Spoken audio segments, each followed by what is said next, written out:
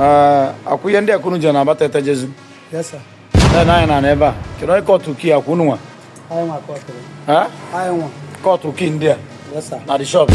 Yes, sir. Ihe ndị a niile dị ebe akụnụ bụgosi. Yes, sir. Akwụnye confirm all those things. Yes, sir. Not some things unu zo there.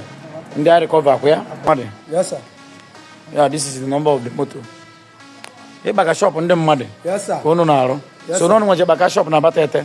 Yes, sir. Bekwa na ifiteru na shop Nnamdi ọmanụ. Bakasị ya ebuo ụda gere na-ele rice ma ganọtọ ya kwunu nwa mere. I want me. Farm. So ana m ekene ụmụ ifite na-ekene ndị be anyị niile ka ọkwa otu a. So moto akụnụ ji abịa oli. Yes, sir. Kedu afọ onye isi unu? Ọdịgbo. Akwụnụ nwere egbe. Yes, sir. Ka egbe na-use. Compassion. Yes, sir. Onye isi onye na-ekwu. Yes, sir. Kedu onye na-anya moto anya? Akpụ. Kwụrụ ebe a. Kedu onye na-anya moto anya? Akpụ. Adịrị anya ya. Yes, sir. Why some young boys aga chọọ ihe na-arụ? Why some young boys aga achọ ife na-arụ? Ọ bụrụ izu ori karafa mma. Yes, ọ bụrụ izu ori karafa mma. Na nwatakịrị nwokorobịa efu na aka agbajiri ya okpuru isi. Ọ dara ngwọrọ. Nkwanụ fort na-arụ. Or decided that no ori ka ọ ga na-ezu. So may play in the full video ko no confession ọ na-enye. Would fast were this moto na afọ na ga na-akpakasị shop ndị mmadụ. Na-ebukọsị whatever thing from my television, my fridge.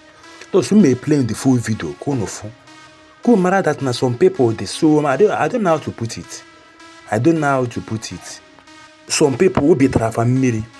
For now, this young boy with ndo na gana batete, gana bakati shop on them mado, na-ebukọsị my television, yob na fafro. Yes, what can man out try and cut out yob na David Rantin, also know which I are there. Because if any amazing nowadays, all is so terrible. Yes, all is so terrible. So may play in the full video. Could this young boy in here confess that now all farmer na gonna batete na some shop.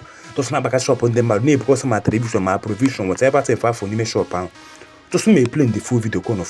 But please don't forget to subscribe and also share this video so that others are fair. Yeah, so if I can governor charge come as student at one because stop all this type of things in Anambra State, go provide a job opportunity to youth because all lack of job and cause all this type of thing.